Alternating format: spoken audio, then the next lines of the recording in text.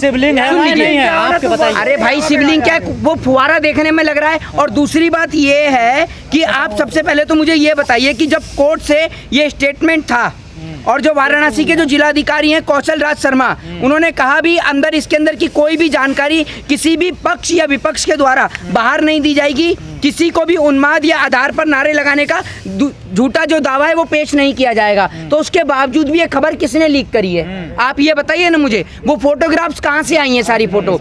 ये मैं आपको एक बात बता दूं कि ये जो फवारा है ये तो आप जामा मस्जिद के अंदर भी पा सकते हैं इस तरीके का, ठीक है ना।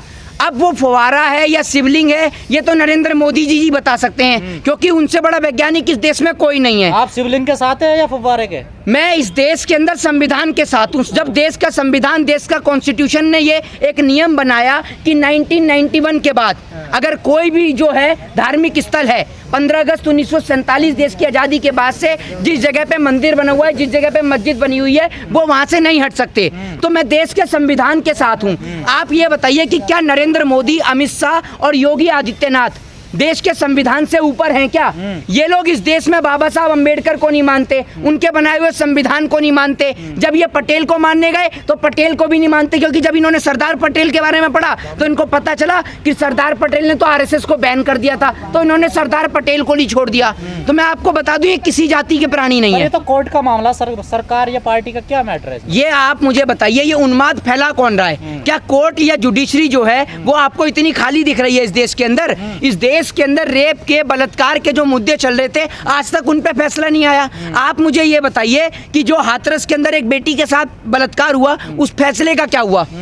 कोर्ट जो है फास्ट ट्रैक कोर्ट बनाकर इन जैसे मुद्दों के ऊपर तो तुरंत कार्रवाई कर देता है, क्योंकि इन फैसलों से जो है फायदा पहुंचता है पार्टियों को, सरकार को। मस्जिद के समर्थन में है आप? किसके? जानवापी मस्जिद के समर्थन? मैं इस देश के संविधान के समर्थन में हूं। अगर आप अनपढ़, जाहिल और गवार हैं और कान से बहरे हैं तो मैं कुछ नहीं कह सकता हूँ। आपने ये क्या किसी पत्रकार को? अरे आप कैसी बात कर रहे हैं आप? ये आपने कैसे, ये सवाल किस प्रकार का है? ये आप नहीं देखेंगे? कोई पक्ष होगा ना। मेरी बात तो सुनिए, मेरा पक्ष का है, मेरा संविधान का पक्ष है। आपको ये नहीं पता, आप एक पत्रकार हैं, आप कहते हैं कैसी भाषा का प्रयोग कर रहे हैं? आप पत्रकार हैं, आपको जानकारी होनी चाहिए कि नहीं। सुन लीजिए, अरे आप मेरी बात तो सुन लीजिए, समझते नहीं है। तो ये 1991 का जो रूल है आपने पढ़ा है? क्या कहता है 1991 का जो अधिनियम है, जो रिलीजियन अधिनियम है, वो आपने पढ़ा है? क्या पढ़ा है आपने? जहाँ जैसा वो वैसे ही रहना चाहिए, सीधी सी बात है। तो आप उसके तहत आप एक बात मुझे बताइए, आप चाहते हैं सरकार सेशन बुलाए और वहाँ पर, हाँ, और ये याचिका को रद्द किया जाए कोई भी धार्मिक जगह। अब ये कल को पहुंच गए कर्नाटक,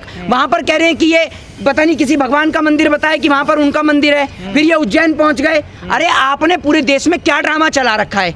किसी जगह पे स्कूल भी निकाल दो, कहीं अस्पताल भी निकाल दो, ये प्रधानमंत्री कार्यालय को तोड़कर मैं तो कह दूं कि भैया मेरे जो पूर्वज हैं, ये जो मेरे दादाजी हैं, उनके यहाँ पर मंदिर हुआ करता था, तो अब क्या प्रधानमंत्री कार्यालय को तोड़वाकर यहाँ पर अपना मंदिर बनवाएंगे? ये बताइए। निकाल रहे हैं आप भी? नहीं, आपको ये बताइए ना मुझे, मैं आपको एक बात कह रहा हूँ उदाहरण के तौर पे, अगर आप यही कह रहे हैं तो कल को हर एक आदमी भी यही कहने लगेगा।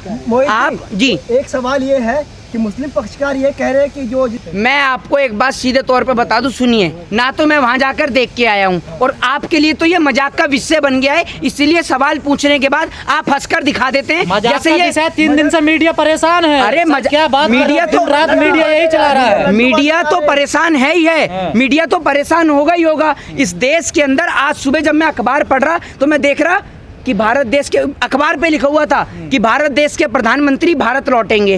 मेरे को बड़ा सुन के बड़ी खुशी, वो अजीब सा लगा कि यार भारत देश के प्रधानमंत्री हैं तो भारत ही लौटेंगे, लेकिन यहाँ अखबार में छपा हुआ। फिर उसके बाद सुन लीजिए, उसके बाद में मैंने कहा चलो भारत देश के प्रधानमंत्री भारत लौट रहे हैं तो खुशी मना ली जाए। अब खुशी मनाने के चक्कर में मैंने क्या काम करा, एक बच्चे को 10 रुपए दे दिए। मैंने कहा जाके दो आइसक्रीम लिया। अब वो कह रहा है कि 5 रुपए वाली तो मिली नहीं, मैं 10 रुपए वाली ले आया, तो मैं अकेले ले आके खा लिया। तो मैंने उससे पूछा कि भैया क्या चाय वाय बेचते हो क्या आप? कह रहा हाँ बिल्कुल आपने सही समझा, मैं चाय ही बेचता हूँ। तो मैं समझ गया कि वो आदमी भी नरेंद्र मोदी से प्रेरित था। तो इस देश के अंदर जो, सुन लीजिए मीडिया क्या, अरे सुन लीजिए, तो क्या आप मानेंगे? क्या चीज? कोर्ट अगर मान ले कि वो शिवलिंगी है तो आप कोर्ट? मेरी बात सुन लीजिए, इस देश के अंदर एक कोर्ट नहीं है, ठीक है ना। सेशन कोर्ट के बाद में हाई कोर्ट भी आता है, हाई कोर्ट के बाद में सुप्रीम कोर्ट भी आता है। सुप्रीम कोर्ट नहीं कहा हमने, कोर्ट कहा है। अरे तो कोर्ट फिर वही बात फिर वही बात आप कह रहे हैं सेशन कोर्ट है। अगर मेरी बात सुन लीजिए, सेशन कोर्ट से अगर खारिज होगा या सेशन कोर्ट इसको खारिज करेगा तो बहुत अच्छी बात है। लेकिन अगर सेशन कोर्ट कोई फैसला, जी बिल्कुल मानते हैं, पूरा देश मानता है न्यायालय का फैसला, लेकिन हम उस फैसले को चैलेंज करेंगे आगे। क्यों नहीं चैलेंज करेंगे? हाई कोर्ट में, सुप्रीम कोर्ट में चैलेंज करेंगे हम। चैलेंज करेंगे। मैं आपसे एक बात, क्या आप मुझे सर्टिफिकेट देंगे? मेरे लिए ये सबसे बड़े गर्व की बात है कि मैं उस देश के अंदर रहता हूँ जो देश संविधान से चलता है। ये देश संविधान से चलता है। किस पक्ष, सवाल सुनिएगा, आपने कहा ना कोर्ट को फिर चैलेंज करेंगे हम, जो भी फैसला आएगा। तो किस पक्ष के साथ फैसला आता है? हिंदू पक्ष के पक्ष में अगर फैसला आता है तो आप चैलेंज करेंगे, या मुस्लिम पक्ष में फैसला आता है तो आप चैलेंज करेंगे? मैं आपको एक बात बता देता हूँ, मैं इसको चैलेंज इसलिए करूंगा, आए चाहे नहीं आए दोनों तरफ से करेंगे। वो इसलिए करेंगे कि सरकार, हाँ जी, क्या मुद्दा है? आप पढ़े लिखे हैं नहीं तो समझेंगे नहीं और सुनेंगे आप, है नहीं? चिल्ला लीजिए, आप चिल्लाइए, चिल्लाइए ना। फैसला है तो क्या आप दावा करेंगे? मैं दावा ये करूंगा कि ये इसके बाद में वहाँ पहुँच रहे हैं, कर्नाटक और तमाम जगह पहुँच रहे हैं, तो कोर्ट सुन लीजिए। हाँ मैं भाई ये आप इनको थोड़ा समझाइए, या तो ये चिल्ला लें। ये सड़क छाप, रोड छाप आदमी ना भारतीय जनता पार्टी में बहुत हैं, जो सुनते कम है और अपनी सुनाते ज्यादा हैं। तो आप भी उन्हीं पत्रकार में से हैं क्या? तो पहले बात को सुनिए आप। मैं इसलिए इसको दायर करूंगा, आपके सवाल का जवाब दे रहा हूं, मैं इसलिए दायर करूंगा कि जब इस देश के अंदर 1991 में अधिनियम बना तो आप उस अधिनियम की धज्जियां क्यों उड़ा रहे हैं? मैं ये पूछता हूं कि इस देश का संविधान सर्वोपरि है या फिर किसी व्यक्ति का मुंह से कहना सर्वोपरि है? फिर आप साफ साफ क्यों नहीं कहते कि हम मुस्लिम पक्ष के साथ खड़े हैं? क्या आप भी राजनीतिक आप कहना चाहते हैं आप दोनों तरफ नहीं है? आप बात ही नहीं समझे मेरी, आप बात ही नहीं समझे। मैं संविधान के साथ हूँ, संविधान के साथ हूँ। मैं ये कहूँगा, आप इनको समझाइएगा जरा। एक्ट के साथ है, मैं बिल्कुल एक्ट के साथ हूँ, बिल्कुल उसके साथ, बिल्कुल, और वो उसके साथ में हूँ। और मैं ये भी कहूँगा कि आप ये जो तमाम जगह पर ये जो याचिका दायर कर रहे हैं, कोर्ट इसमें खासकर एक जुर्माना तय करे, और ये जुर्माना कोई 1 लाख या 2 लाख का नहीं होना चाहिए। ये जुर्माना कम से कम 1 करोड़ से ऊपर का होना चाहिए, जिसके बावजूद तो ऐसे फालतू याचिकाओं पर कोई कार्रवाई कोई ना हो, ताकि इसके बावजूद इन्हें पता चले कि कोर्ट का और न्यायालय का समय खराब करने के साथ साथ ये जो देश में जो नफरत का जहर घोल रहे हैं, इनके मुंह पे कड़ा तमाचा पड़े।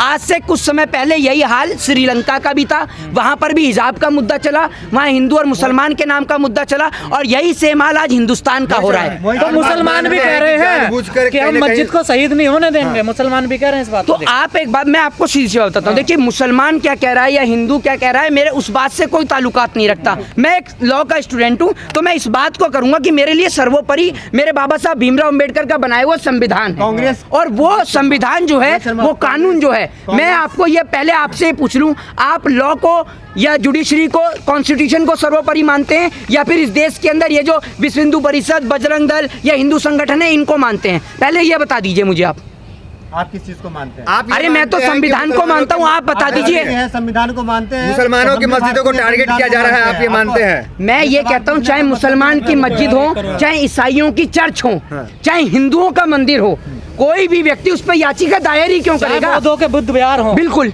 चाहे बौद्धों के बुद्ध विहार हो, कुछ भी हो, किसी भी धर्म का हो, चाहे वो बौद्ध हो, चाहे वो सिख हो, चाहे ईसाई हो, चाहे हिंदू हो, मुस्लिम हो, कोई भी पक्ष हो, जब एक बार फैसला आ गया कि भाई 1991 के अंदर एक रूल बन गया, तो आप उसको कैसे बिना पार्लियामेंट के अंदर लाए, बिना उसकी सहमति के उसको दायर कैसे कर रहे हैं याचिका? मोहित शर्मा, कांग्रेस के नेता प्रमोद कृष्णाम ने भी कहा है कि कुतुब मीनार, उसके बाद ताजमहल हिंदुओं को सौंप देना चाहिए, और ये जितने भी मतलब विवादित मस्जिद है उसे हिंदुओं को जो है सौंप दिया जाए।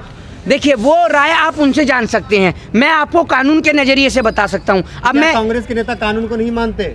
अरे तो ये आप जाकर उनसे पूछिए ना, मैं यहाँ किसी पार्टी को रिप्रेजेंट कर रहा हूँ क्या? अब मैं ये पूछूं अर्नब गोस्वामी, अब मैं आपसे ये पूछूं, मेरी बात सुनिए, मैं ये पूछूं आपसे कि अर्नब गोस्वामी क्या कह रहे हैं, आप उस सवाल का जवाब देंगे? आप तो यही कहेंगे जाके अर्नब गोस्वामी से पूछो, तो जाके आप उन पार्टी के लीडरों से पूछिए ना। आप मेरे से क्या पूछ रहे हैं? क्या लगता है मेरे लगने या लगने से क्या होता है? मेरे लगने से और कहने से तो ये हो रहा है कि आप मेरे 15 लाख के कर्जदार हैं, तो दे देंगे मुझे 15 लाख रुपए।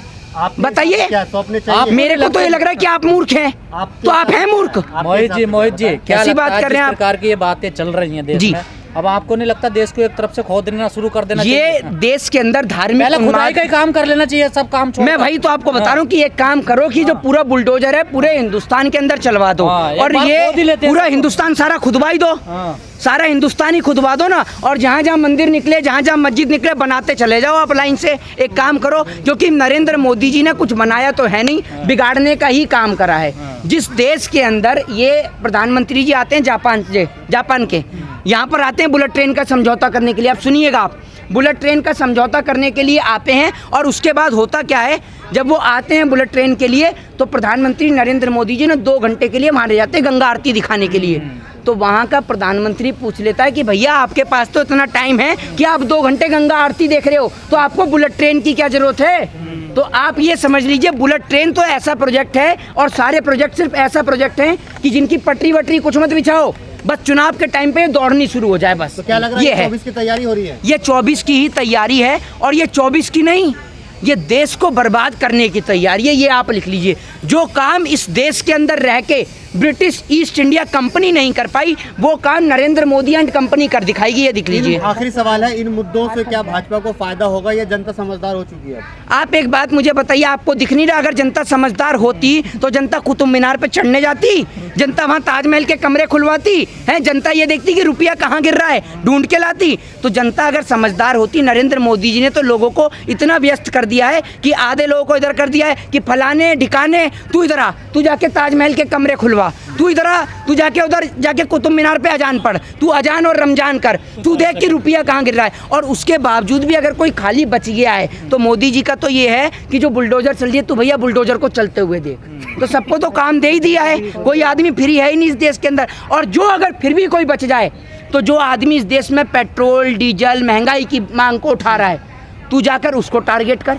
ये काम है, और मीडिया को काम पूरा दे रखा है। मीडिया को सुन लीजिए, सिबलिंग मिल गया है, देखिए। हाँ, मीडिया को तो काम दे ही दिया है। मीडिया को तो कह दिया है कि जो हमने अपने लोग लगा रखे हैं, ये जो कुतुब मीनार की चढ़ाई कर रहे हैं, ये लोग जो ताजमहल की चढ़ाई कर रहे हैं, ये लोग जो ज्ञानवापी मस्जिद की चढ़ाई कर रहे हैं, शाम को इसी नाम पे और इसी मुद्दे पर 2 लोग पकड़ लाओ, एक दाढ़ी वाला मौलाना पकड़ लाओ, एक तिलक वाला पंडित पकड़ लाओ, और इसी नाम पर दोनों मुर्गे लड़ा दो। कम दोनों नहीं है, हाँ। दाढ़ी वाले भी तिलक वाले हैं, हाँ, दोनों बराबर। और इसी नाम पर दोनों मुर्गे लड़ा दो। हाँ। दोनों मुर्गे लड़ा दो। तो मीडिया का तो काम मिल चुका है। मीडिया तो शाम को शुरू हो जाती है 8 बजे से ही, और इसी नाम पे मुर्गे लड़ाना शुरू कर देती है।